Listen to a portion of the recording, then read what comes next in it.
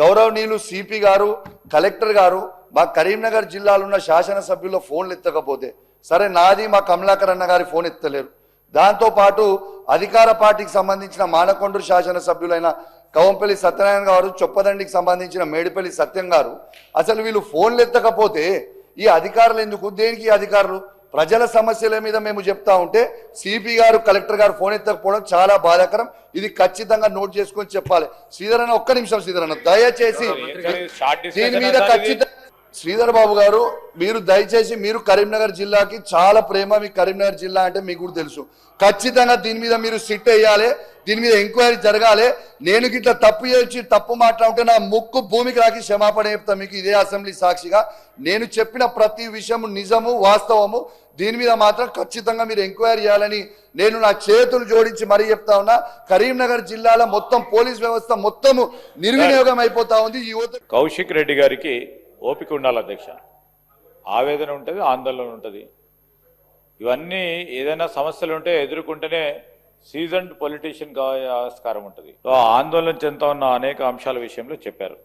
వారి నియోజకవర్గానికి సంబంధించిన ఆర్ఎన్బి రోడ్లు కానీ, అదేవిధంగా ఇరిగేషన్కు సంబంధించిన కల్వల ప్రాజెక్టుకు సంబంధించి, అదేవిధంగా ప్రధానమైన కోర్కల్ రోడ్డుకు సంబంధించిన అంశాలను కూడా నోట్ చేసుకొని దృష్టికి తీసుకెళ్తాం, సంబంధిత అధికారుల దృష్టికి తీసుకెళ్తాం అధ్యక్ష. నోట్ చేసుకున్నాం.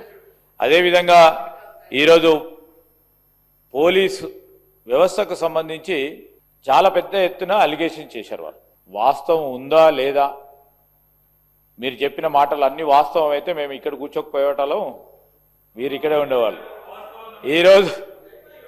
ఈరోజు వాస్తవాలు నిజాలు కూడా తెలుసుకునే ప్రయత్నం చేస్తాం, పారదర్శకంగా ఉండాలని ఆలోచన చేస్తున్నాం అధ్యక్ష.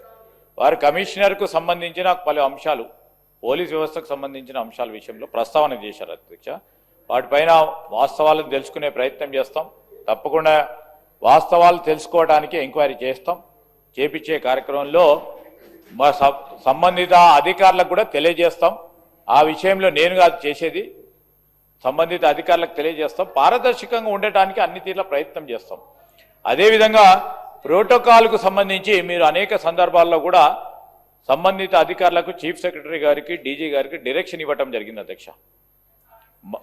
కానీ వారు చెప్పిన ప్రస్తావనలు మరి గౌరవ సభ్యులు కూడా ఈరోజు అనధికారికంగా కూడా 2-3 విషయాలు మా దృష్టికి తీసుకొచ్చారు.